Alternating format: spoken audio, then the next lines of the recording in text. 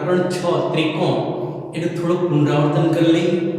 વિદ્યાર્થી મિત્રો, અમુક દાખલાઓ ઉદાહરણના પણ છે જેની અત્યારે તમને રિવિઝનમાં એની સાબિતી અને દાખલાઓ ગણતરી કરીને આપીએ છીએ. વિદ્યાર્થી મિત્રો, રકમ છે 90 સેન્ટીમીટર ઊંચાઈવાળી એક છોકરી છે. એની ઊંચાઈ છે વિદ્યાર્થી મિત્રો 90 સેન્ટીમીટર છે. 90 સેન્ટીમીટર ઊંચાઈવાળી એક છોકરી વીજળીના થાંભલાના તળિયેથી, બરાબર સાંભળજો, અહીંયા AB છે, આ વીજળીનો એક થાંભલો છે. A થી B જમીનમાં લંબ દિશામાં વીજળીનો થાંભલો છે. 90 સેન્ટીમીટર ઊંચાઈવાળી એક છોકરી વીજળીના થાંભલાના તળિયેથી, એટલે વીજળીના થાંભલાનો તળિયો અહીંયા છે, અહીંયાથી 1.2 મીટર પ્રતિ સેકન્ડની ઝડપથી દૂર જઈ રહી છે. અત્યારે છોકરી અહીંયા છે, બી થાંભલા પાસે છે. હવે એમ કહે છે કે 1.2 મીટર પ્રતિ સેકન્ડના દરથી એ દૂર જઈ છે. એટલે કે અહીંયાથી થાંભલાથી દૂર આ તરફ જાય છે, એની ઝડપ છે 1.2 મીટર પ્રતિ સેકન્ડ. એનો અર્થ એ થાય કે 1 સેકન્ડમાં 1.2 મીટરનું એ અંતર કાપે છે. જો વીજળીનો ગોળો, થાંભલા ઉપર જે ગોળો લગાડેલો હોય ને, જો વીજળીનો ગોળો જમીનના સમતલથી 3.6 મીટર ઊંચો હોય, તો કે આ ગોળો, આ થાંભલો છે અને આ એ બિંદુ છે ને વિદ્યાર્થી મિત્રો, એ શું છે? વીજળીનો ગોળો છે. આ ગોળાની ઊંચાઈ છે કેટલી? 3.6 મીટર ઊંચો હોય તો 4 સેકન્ડ પછી તેના પડછાયાની, એટલે કે છોકરીના પડછાયાની લંબાઈ શોધવાની છે. હવે વિદ્યાર્થી મિત્રો, અહીં એનો અર્થ એમ થાય કે 4 સેકન્ડ પછી દાખલા તરીકે D પાસે પહોંચે છે, તો આ D થી E છે ને, એ છોકરીની ઊંચાઈ બની જશે 90 સેન્ટીમીટર. તો અહીંયા આપણે શોધવું પડશે BD કેટલા થાય. આપણે ખબર છે 4 સેકન્ડ પછી 1 સેકન્ડની અંદર કેટલું અંતર કાપે? 1.2 મીટર. તો 4 સેકન્ડ તો 1.2 ને ગુણ્યા 4, 12 ચોક 48, 4.8 મીટર થશે વિદ્યાર્થી મિત્રો. તો અહીં લખી નાખો તો આકૃતિમાં, આપણે ગણતરીમાં એ બતાવવું પડશે. આ 4.8 મીટર થશે. તેના પડછાયાની લંબાઈ, તો જો બરોબર ગોળો પાછળની તરફ છે, અહીંયા C સુધી આ છોકરીનો પડછાયો આટલો પડશે અહીંયા, તો D થી C છે એ છોકરીના પડછાયાની લંબાઈ છે, આપણે જે શોધવાની છે એ ધારી લઈ છે x મીટર. છોકરીના પડછાયાની લંબાઈ શું છે? x મીટર છે વિદ્યાર્થી મિત્રો. તો આ આકૃતિ છે, એનું વર્ણન લખવું પડશે વિદ્યાર્થી મિત્રો. તો સૌથી પહેલા લખીએ કે AB બરાબર ગોળાની ઊંચાઈ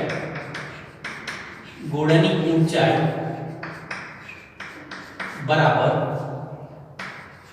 3.6 મીટર. BD 4 સેકન્ડમાં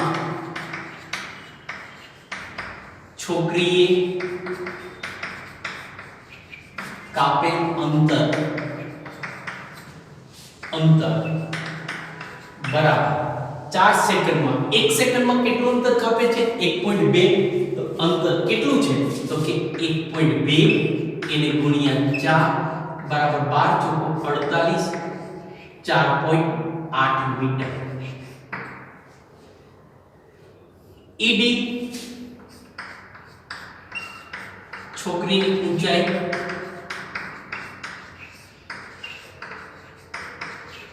કેટલી આપેલી છે?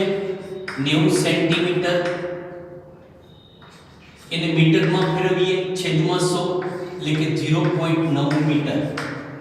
અને CD પડછાયાની લંબાઈ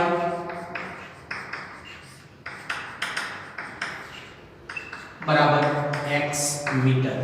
બધું મીટરમાં ફેરવી નાખ્યું છે, જવાબ આપણે મીટરમાં મળશે. હવે વિદ્યાર્થી મિત્રો સમજવાનું છે કે અહીંયા આપણી પાસે બે ત્રિકોણો છે. એક ત્રિકોણ ABC અને બીજો એક ત્રિકોણ EDC. હવે આ લંબ દિશામાં હોય, આ પણ કાટખૂણો, છોકરી પણ લંબ દિશામાં જોઈ વિદ્યાર્થી મિત્રો, એટલે આ ખૂણો શું થશે? કાટખૂણો થશે. બે ત્રિકોણ, એક ABC અને એક ED અને C. તો બંનેમાં આ ખૂણો B અને ખૂણો D છે વિદ્યાર્થી મિત્રો. ખૂણો B અને ખૂણો D એ બંને કાટખૂણા છે, એટલે સરખા છે. બીજું, બંનેમાં એક ખૂણો C છે એ કોમન ખૂણો છે વિદ્યાર્થી મિત્રો, એટલે એ હંમેશા સરખો જ હોય. તો ખોખો પ્રમેયને આધારે, ખોખો ઉપપ્રમેયને આધારે ત્રિકોણ ABC અને ત્રિકોણ EDC આ બંને ત્રિકોણો સમરૂપ બને. જો ત્રિકોણો સમરૂપ હોય તો અનુરૂપ બાજુઓના માપ સમપ્રમાણમાં હોય છે. તો વિદ્યાર્થી મિત્રો લખીએ કે અહીં ત્રિકોણ ABC અને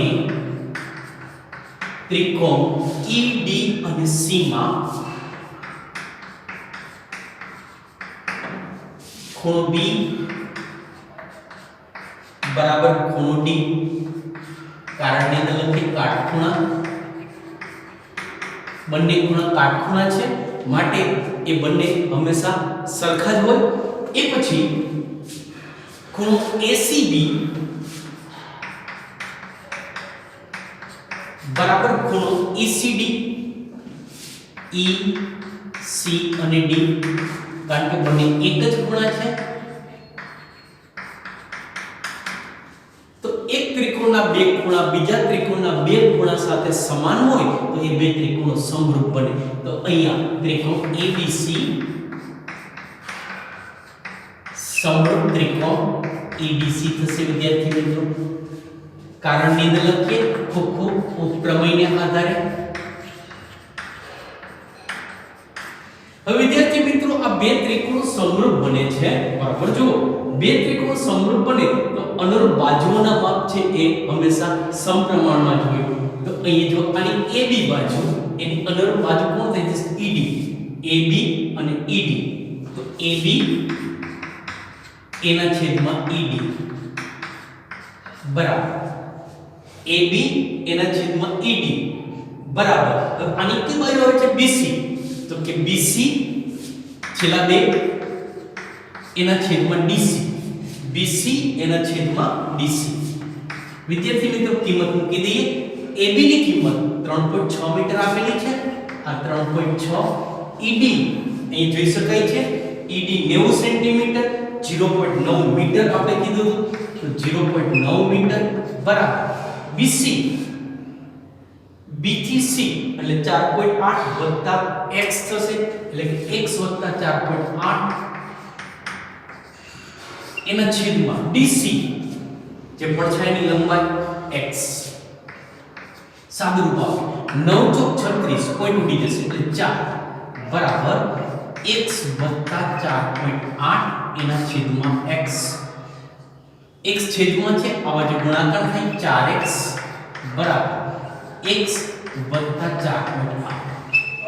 x આ બાજુ લઈએ માઈનસ થશે, એટલે કે એનો અર્થ થશે કે 3x થઈ ગયા. 3x બરાબર 4.8, x બરાબર 4.8 એના છેદમાં 3. તો વિદ્યાર્થી 16 તેરી 48 1.6.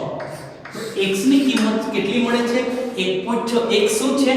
પડછાયાની લંબાઈ, અને કેમાં માપ આવશે? મીટરની અંદર.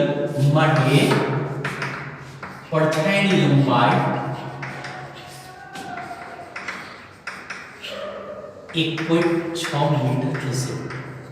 પડછાયાની લંબાઈ કેટલી થશે વિદ્યાર્થી મિત્રો? 1.6 મીટર. વિદ્યાર્થી મિત્રો ઉદાહરણ એક 2 છે, જો બરોબર કે એક 5 મીટર લાંબી નિસરણી દિવાલને અઢેલીને એવી રીતે રાખેલી છે કે તેનો ઉપરનો છેડો છે એ જમીનથી ઉપર 4 મીટર ઊંચાઈ બારીને અટકે છે.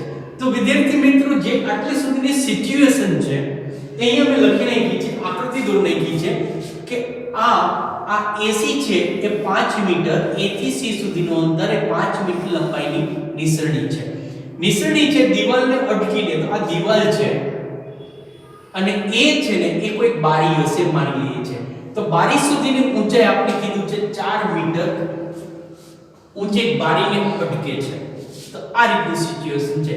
તો વિદ્યાર્થી મિત્રો આ પાયથાગોરસ મુજબ આ AB 4 મીટર, AC 5 મીટર, તો BC નું માપ આપણે મળી શકે, સમજી શકાય, બરાબર છે ને? હવે સિચ્યુએશન બદલી છે. શું કહે છે રકમમાં? જો નિસરણીનો નીચેનો છેડો એટલે કે આ સી બિંદુએ જે છેડો છે એ જમીનથી દિવાલ તરફ, જમીનથી આ જમીન ઉપર છે, દિવાલ તરફ આ તરફ ખસેડવામાં આવે તો સ્વાભાવિક છે વિદ્યાર્થી મિત્રો આ બાજુ ખસેડીએ તો સીડી, આ સીડી છે ઊંચી તરફ જશે.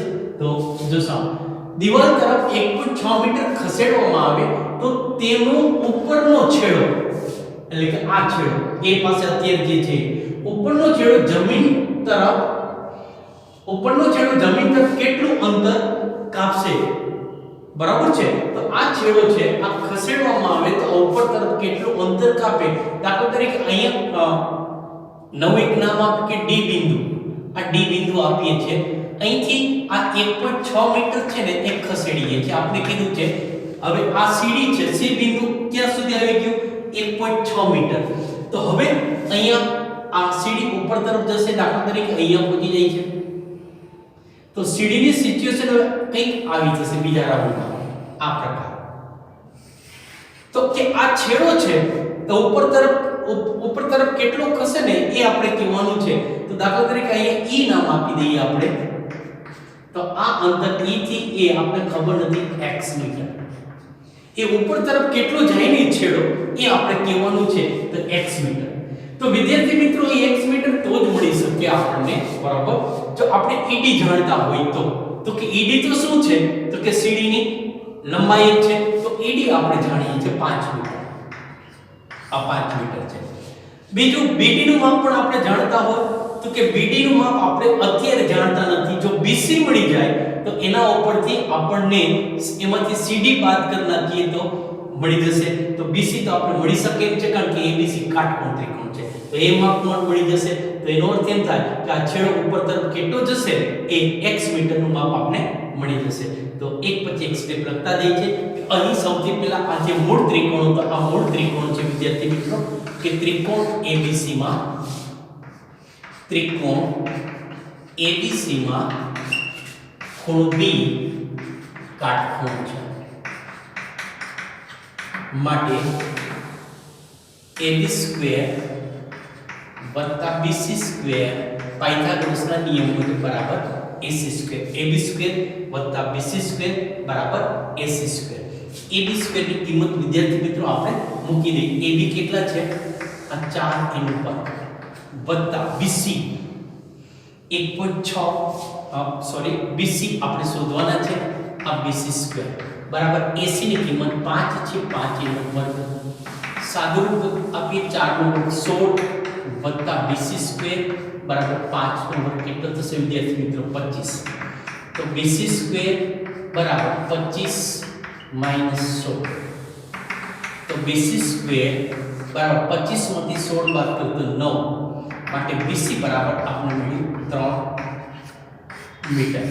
વિદ્યાર્થી મિત્રો આ 3 મીટર મળી ગયું તો BD મળી જશે. માટે BD બરાબર BC minus CD, BC minus CD બરાબર BC ની કિંમત કેટલી મળી આપણને? 3 મીટર માઈનસ CD કેટલા છે? 1.6 મીટર બરાબર 1.4 મીટર થશે વિદ્યાર્થી મિત્રો. BD ની કિંમત 1.4 મીટર થશે. હવે જો વિદ્યાર્થી મિત્રો આપણી પાસે BD પણ છે, આ ED પણ છે. તો આપણે આ EB મળી જાય. EB મળશે એમાંથી 4 બાદ કરો તો x ની કિંમત આપણે મળી જશે. તો અહીંયા લખીએ છીએ. હવે ત્રિકોણ EB અને D માં, EB અને D માં ખૂણો B કાટખૂણો છે. ખૂણો B છે એ કેવો છે વિદ્યાર્થી મિત્રો? કાટખૂણો છે. ખૂણો B કાટખૂણો હોય તો EB² બરાબર EB² વત્તા સોરી EB² વત્તા BD²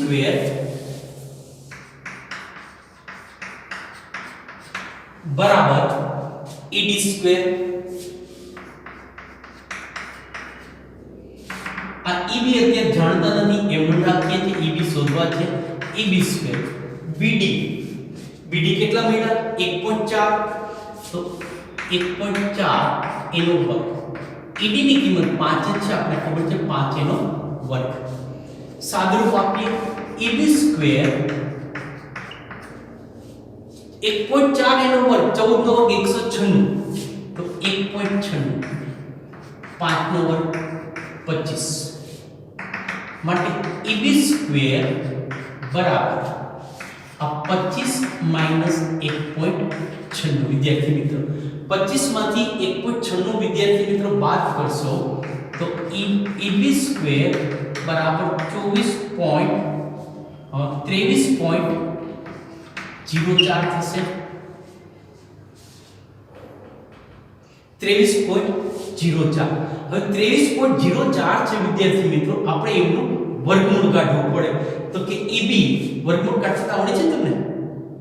ન આવડે તો રફ ની અંદર બતાવું છું વિદ્યાર્થી મિત્રો. જો આ 23.04 નું વર્ગમૂળ કાઢવું હોય તો આ બબે અંક લેવા પડે, બરાબર? સાંભળતા જજો. વર્ગમૂળ કાઢવા માટે તો પેલા બે આપણે વર્ગનો જ પાડો લેવાનો છે.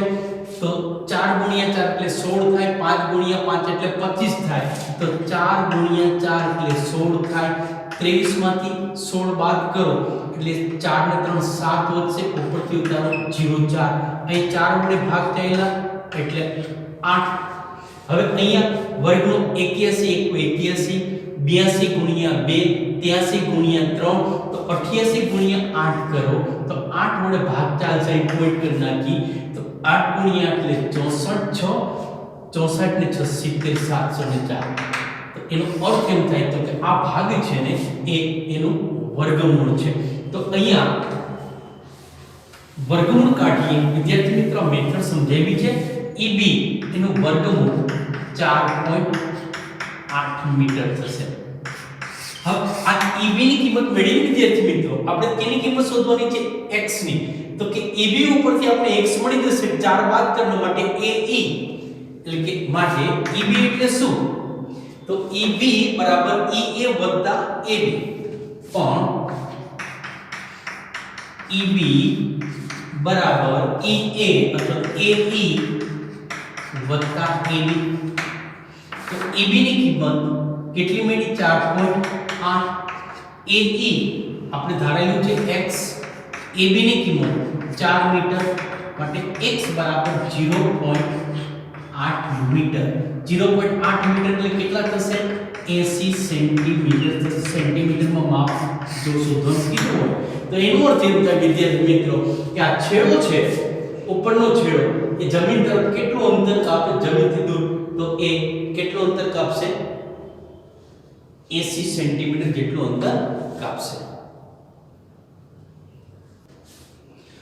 વિદ્યાર્થી મિત્રો એક રાઇડર છે વિદ્યાર્થી મિત્રો આ પ્રકરણની. આમ તો બધી રાઇડરો વિદ્યાર્થી મિત્રો કેન્સલ કરેલી છે, છતાં એક રાઇડર કરાવીએ છીએ. જુઓ બરોબર આકૃતિમાં દર્શાવ્યા મુજબ, આકૃતિ તમને આપેલી છે. આકૃતિમાં દર્શાવ્યા મુજબ OB એટલે કે આ રેખાખંડ OB એ રેખાખંડ DE નો લંબ વિભાજક છે. એનો અર્થ એમ કે અહીં કાટખૂણો છે, બરાબર? સાંભળો, લંબ વિભાજક છે એટલે કે B છે એ DE નું મધ્યબિંદુ છે. F એ લંબ OB, F એ આ લંબ છે OB ને, આ O અને B આ રેખાખંડ F એ લંબ છે એટલે કે આ ખૂણો પણ કાટખૂણો આપેલો છે. અને FE, F અને E એટલે આ રેખાખંડ એ OB ને એટલે કે આ રેખાખંડને C બિંદુમાં છેદે છે. સાબિત કરો કે 1/OA + 1/OB બરાબર 2/OC થાય. એનો અર્થ એમ થાય વિદ્યાર્થી મિત્રો કે આપણે તમામ જે ગુણોત્તર લઈએ એને OA, OB કે OC ના સ્વરૂપમાં જ આપણે દર્શાવવા પડે. સૌથી પહેલી વસ્તુ એ પક્ષ સાથે હું લખતો નથી વિદ્યાર્થી મિત્રો. સૌથી પહેલા જે આપણે પક્ષમાં આપી છે માહિતીનો આપણે ઉપયોગ કરીએ કે OB એ રેખાખંડ DE નો લંબ વિભાજક છે. તો અહીં OB એ રેખાખંડ DE નો લંબ દ્વિભાજક છે. વિદ્યાર્થી મિત્રો માટે D એ BE નું મધ્યબિંદુ બને. B એ DE નું મધ્ય બિંદુ થશે. મધ્ય બિંદુ હોય વિદ્યાર્થી મિત્રો તો BD અને BE આ બંનેની કિંમત સરખી થાય. BD અને BE છે એ બંનેની કિંમત કેવી થશે? એક જ સરખી થશે.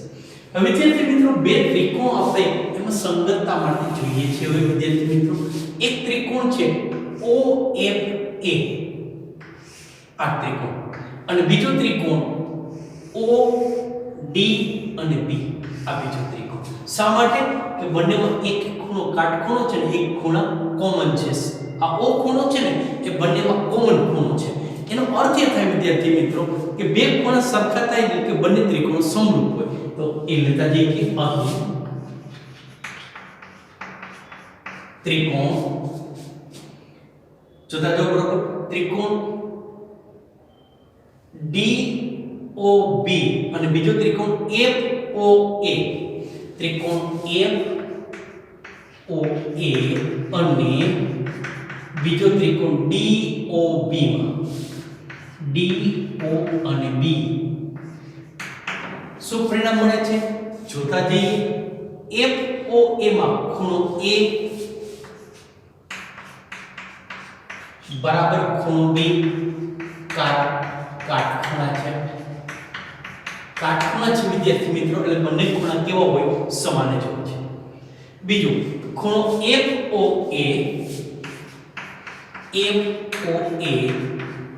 બરાબર ખૂણો DOB કારણ કે સમાન ખૂણા. આ ખૂણા કેવા છે? સરખા છે. માટે ત્રિકોણ FOA સમરૂપ ત્રિકોણ DO અને B થાય. કારણની અંદર લખી શકાય પ્રમેયને આધારે. તો એક ત્રિકોણના બે ખૂણા બીજા ત્રિકોણના બે ખૂણા સાથે સમાન હોય તો ખૂબ પ્રમેયના આધારે આ બે ત્રિકોણો સમરૂપ બને. વિદ્યાર્થી મિત્રો જો બે ત્રિકોણો સમરૂપ હોય તો અનુરૂપ બાજુના માપ સમપ્રમાણમાં હોય. તો અહીંયા OA આ ત્રિકોણનું OA ખૂણ OA બાજુ એના છેદમાં OB બરાબર OA એના છેદમાં OB બરાબર FA એના છેદમાં DB. પણ આપણે ખબર છે કે DB એટલે કે BD ની કિંમત કોના જેટલી છે? BE જેટલી છે. પણ DB બરાબર BE છે તો DB ની જગ્યાએ BE લખી શકાય. માટે OA એના છેદમાં OB બરાબર FA એના છેદમાં DB ની જગ્યાએ શું લખીએ છે? BE. આની કે વિદ્યાર્થી પરિણામ નંબર 1. હવે વિદ્યાર્થી મિત્રો આ બે વસ્તુ જુઓ બરાબર. એક આ ત્રિકોણ અને બીજો આ ત્રિકોણ. આ ત્રિકોણની અંદર આ ખૂણો કાટખૂણો છે તો કે અહીંયા આ ખૂણો કાટખૂણો છે. આ ચોકડી પડે એટલે કે અભિકોણો એ પણ કેવા હોય? સરખા છે. તો એ બે ત્રિકોણો છે એ પણ સમરૂપ છે. તો માહિતી લખવી પડશે વિદ્યાર્થી મિત્રો.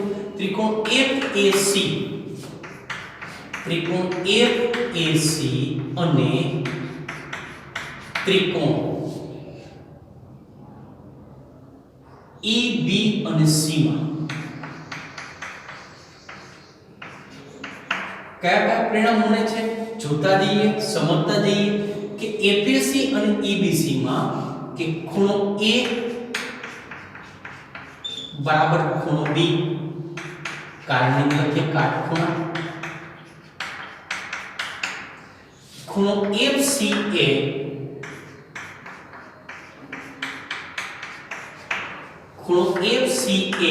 બરાબર EC અને B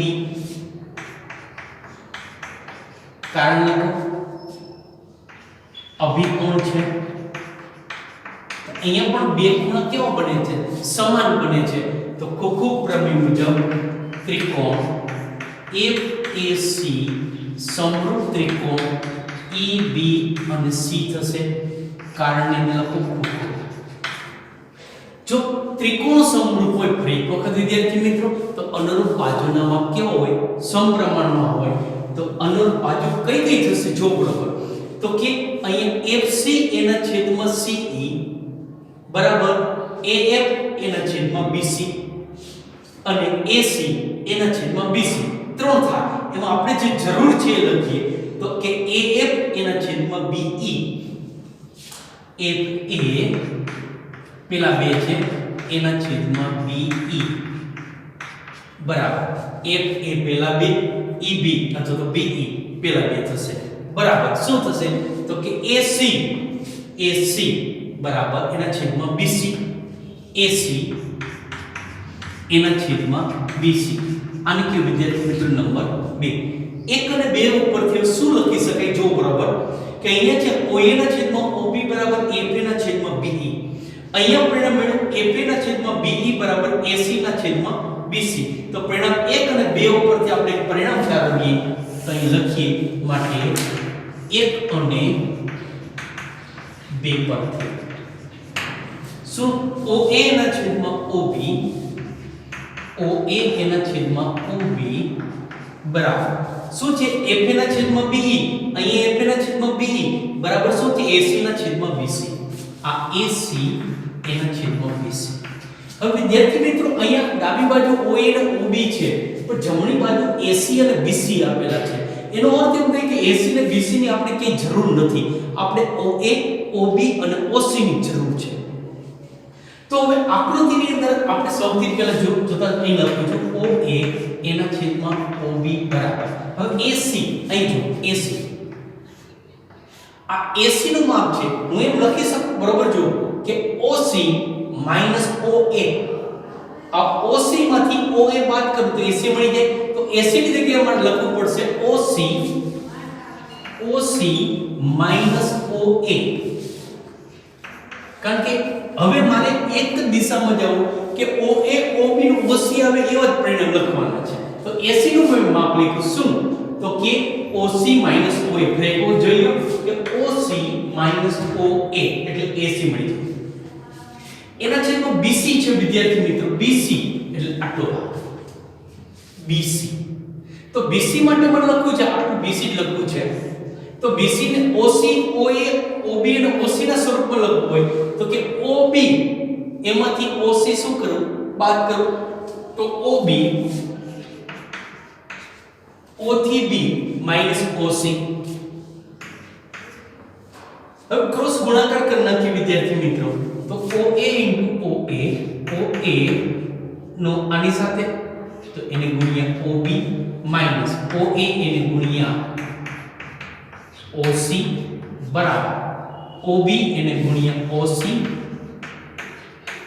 માઈનસ OB એને ગુણ્યા OA એટલે કે OA એને ગુણ્યા OB થશે હા OA ગુણ્યા OB આ બાજુ લઈ લે તો અહીં એક તો છે જો આ OA OB છે આ માઈનસ છે આ બાજુ હવે તો પ્લસ થઈ ગયા પ્લસ OA OB બરાબર OB એને ગુણ્યા OC આ માઈનસ છે આ બાજુ એટલે કે પ્લસ થાય OA OC OA OB OA OB એટલે બે વખત આવે છે 2OA OB બરાબર અહીંયા શું વધ્યું OB એને ગુણ્યા OC અહીંયા વધ્યું OA એને ગુણ્યા OC તો પરિણામ તો આવું મળ્યું મારે જોઈ છે શું તો બે મળ્યા છે એના છેદમાં OC હોવું જોઈએ તો છેદમાં OC ક્યારે આવે કે ઉપર આ બધા પરિણામને OA OB અને OC વડે ભાગી નાખીએ તો ઉપરના તમામ પદને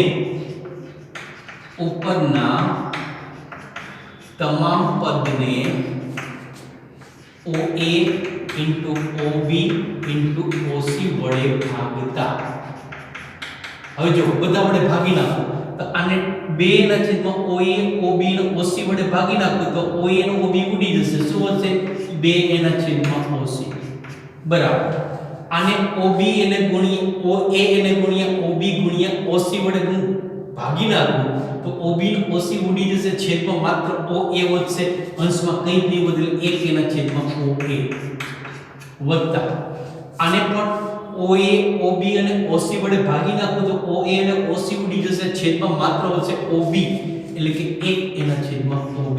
તો વિદ્યાર્થી મિત્રો આપણે જે સાબિત કરવાનું હતું કે 1/OA વત્તા 1/OB બરાબર 2/OC આ રીતે સાબિત કરી શકાય વિદ્યાર્થી મિત્રો.